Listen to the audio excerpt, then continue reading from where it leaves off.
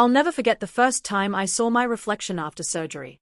It was surreal, terrifying, and exhilarating all at once. One moment, I was the person I had always known, shy, awkward, hesitant. And the next, my reflection was someone completely different. Someone I barely recognized.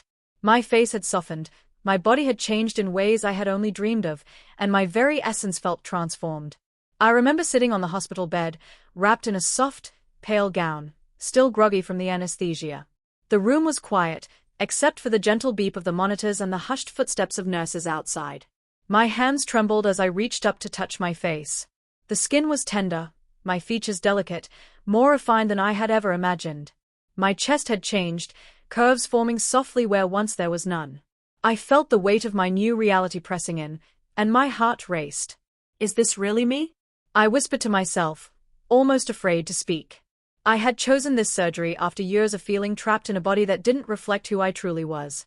Every mirror, every glance in public, reminded me that I was living someone else's life. I had tried clothes, makeup, even hormones, but nothing gave me the permanence, the certainty, that I craved.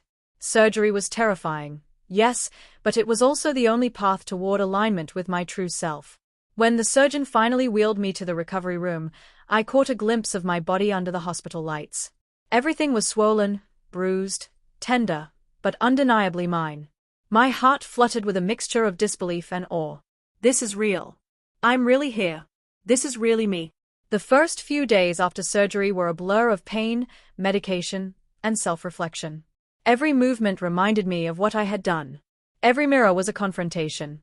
I had to relearn how to see myself, how to navigate my own body, now both fragile and transformed. At first, I couldn't look for long.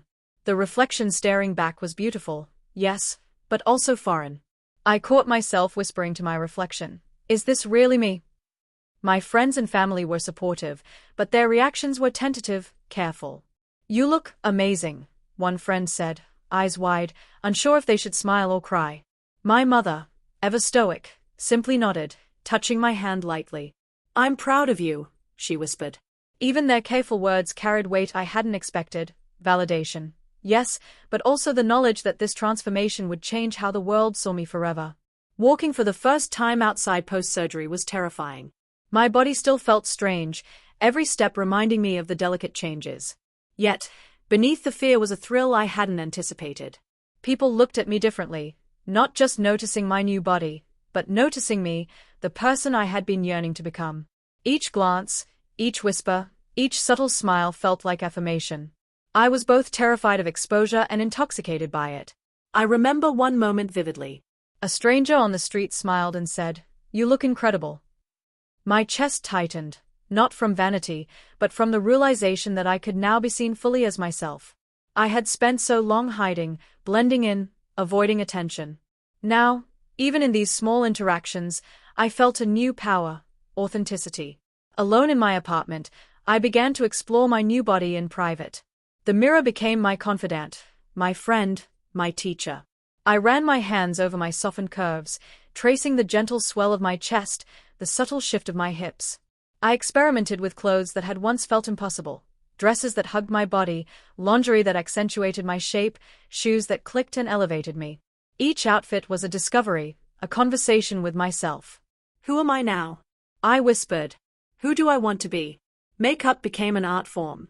Contouring my cheeks, highlighting my eyes, painting my lips, I was learning to speak visually, to express myself not just through words but through the reflection of my body and face. Sometimes I laughed at myself, clumsy with brushes, but each mistake was a lesson, each small victory a thrill. As the weeks passed, I began venturing out more, carefully at first. Short walks, trips to the cafe, small errands, each outing a test of confidence and courage. I noticed how people responded to me differently. Doors opened more easily, smiles came more readily, conversations felt lighter. At first, I hesitated, hyper-aware of every glance, every word, every step. But slowly, a rhythm emerged. I began to own this version of myself. The first time I went to a social gathering post-surgery was transformative. Friends I had known for years couldn't stop staring, some openly complimenting my body, my posture, my confidence. It was exhilarating and terrifying. I laughed, played along, and gradually realized that I was no longer hiding. My voice, my gestures, my presence were all in alignment with who I had always wanted to be. The climax of my journey came unexpectedly. At a party, a close friend approached me and said softly, "You look different, but in the best way. You seem more you." The words struck me like lightning. I realized that the surgery hadn't just changed my body, it had changed how I moved, how I carried myself, how I felt. I smiled, genuinely, because for the first time in my life, I didn't feel like I was pretending. I was living authentically. Then came the challenge of the world outside. Work, public spaces, even strangers on the street. The first confrontation was subtle, a colleague asking, cautiously, if I had done something different. Another friend's whispered curiosity, eyes scanning me as if searching for the old me. Each moment tested my confidence, but I had learned to embrace it, to meet the curiosity not with fear but with poise. I was learning the delicate art of being fully seen without apology. Months later, I stand in front of the mirror, fully dressed, confident, and at peace. My body is healed, my features settled, and my mind aligned with my true self. I catch a glimpse of my reflection and see not just the physical changes, but the emotional and psychological transformation. The surgery gave me more than curves and contours. It gave me courage, authenticity, and self-acceptance. Even in public, I no longer flinch. I walk with my shoulders back, head high, voice steady. People notice, but it's no longer about vanity or validation. It's about presence. About inhabiting a body and identity that I had longed for, nurtured, and finally claimed. Reflecting on this journey, I realized the truth. Transformation is never just physical. It's emotional, mental, and spiritual. The surgery was the catalyst, but the real change came from embracing the fear, exploring the self, and allowing authenticity to shine through. I am no longer the person I once was. I am stronger, bolder, and finally, unapologetically me. Every scar, every curve, every subtle line on my face tells a story, not just of surgery, but of courage, self-discovery, and empowerment. And as I face the world now, I do so with pride, confidence, and an unshakable sense of self. I have changed my body, yes, but more importantly, I have changed my life. The first week after surgery was surreal. Every movement was a reminder that my body was no longer entirely my own, or rather, it was finally exactly mine, but in a way I hadn't fully grasped. I remember trying to sit at my desk at work, adjusting my posture awkwardly, feeling the swell of my chest, the soft curves of my hips, every shift a sharp reminder of how different things were. People noticed. At first, subtle glances, a pause here or there. But whispers started weaving through the office like an invisible thread. "Did you notice Jamie today?" someone murmured. "She looks different." I felt my stomach knot with anxiety. Different? Is that good or bad? Even my friends seemed to tiptoe around me. Calls and texts poured in. "Are you okay? You seem changed." Each message made me tremble, not with fear of judgment, but with a strange, fluttering excitement. They weren't rejecting me. They were noticing me, truly seeing me, and that was both thrilling and terrifying. Simple things became complicated. Walking down the street, I could feel eyes lingering on me.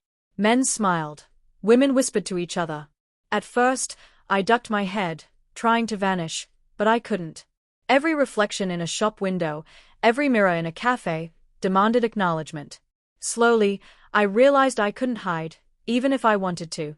At home, I began experimenting privately, carefully navigating the new contours of my body. The bathroom mirror became a sanctuary. I ran my hands along the soft swell of my chest, traced the subtle curve of my hips, and marveled at the way light played across my skin. Clothes became more than just fabric, they were tools for exploration. I tried on dresses I had once admired from afar, skirts that twirled with a life of their own, and even lingerie that accentuated my new silhouette. Makeup was its own adventure. I practiced contouring, highlighting, experimenting with lip colors that felt foreign on my lips.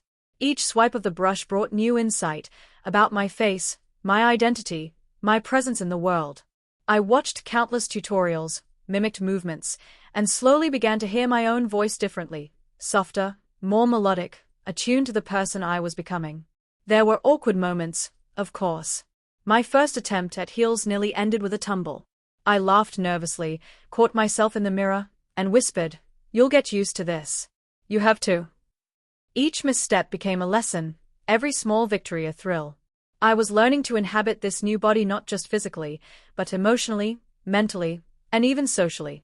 And as I experimented, I began to feel a strange, intoxicating sense of liberation. For the first time in my life, I wasn't performing for others or hiding parts of myself. I was simply being. My reflection smiled back at me with recognition, approval, and even a hint of mischief, as if daring me to explore further, to embrace fully this version of myself.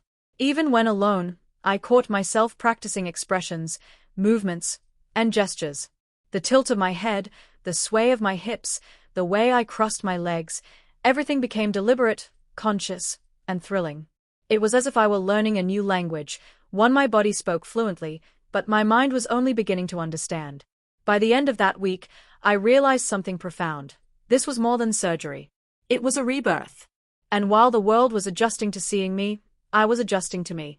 Every glance, every whisper, every experiment in the mirror was shaping me into someone I had longed to meet, a person confident, authentic, and unapologetically alive. The days after surgery blurred together. Waking up every morning felt like stepping into a world that didn't quite match the person I used to be. My body was tender, swollen, and unfamiliar, but the changes were undeniable. Even sitting at my kitchen table for breakfast felt strange, my chest and hips pressed differently against the chair, and my reflection in the window caught me off guard. "Who is that?" I whispered to myself, heart pounding. Returning to work was an entirely different challenge. The first time I walked into the office, I felt every pair of eyes on me. Colleagues who had barely noticed my presence before now paused mid-conversation, glancing at me, whispering behind hands. "Wow. Jamie looks amazing today," someone murmured.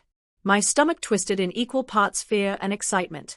I tried to keep my posture straight, shoulders back, chest out, but it felt unnatural, like I was learning a new body language for a body I was only beginning to inhabit.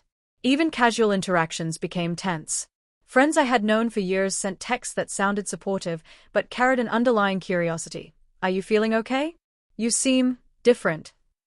I had to suppress the urge to respond defensively, to explain everything, and instead swallowed my nerves and smiled. I was learning quickly that the world would see me as I looked now, not as I had been before. Every reflection became a mirror I couldn't avoid. At a cafe, I caught glimpses of myself in polished surfaces, and my mind raced. Is that really me? Do I look okay? Sometimes, the reflection felt beautiful, almost ethereal. Other times, it startled me, foreign, unfamiliar, almost like looking at someone else's body. But gradually, I started noticing subtler details, the curve of my cheeks, the softness of my jawline, the way light hit my new silhouette. At home, I began experimenting in private, cautiously at first. The bedroom became a studio for self-discovery. I tried on clothes that had always felt out of reach, soft blouses, skirts that swayed with each step, lingerie that made me acutely aware of every curve. I ran my hands over the gentle swell of my chest, tracing my new hips, and each touch brought a thrill I hadn't expected. Makeup became an adventure. I spent hours in front of the mirror, brushing, blending, highlighting, and contouring, learning how to accentuate my new features. Sometimes I laughed at my mistakes, mascara smudged across my cheeks, lipstick uneven, but even those moments were exciting. Every attempt was a lesson, every small success a rush of confidence. Even my voice began to feel different. I practiced speaking softly, experimenting with tone and pitch, listening to recordings of myself. Each attempt felt foreign, but also exhilarating. I was learning to inhabit my body not just physically, but socially and emotionally, reshaping how I would navigate the world. By the end of the week, something had shifted. I wasn't just healing, I was awakening. My body, though tender, felt alive, responsive, and powerful. My reflection no longer startled me. Instead, it beckoned me to explore, to embrace, to inhabit this new identity fully. And in that quiet moment, alone in my room, I realized the truth. This was more than surgery. It was the beginning of a journey, a transformation that would ripple through every corner of my life.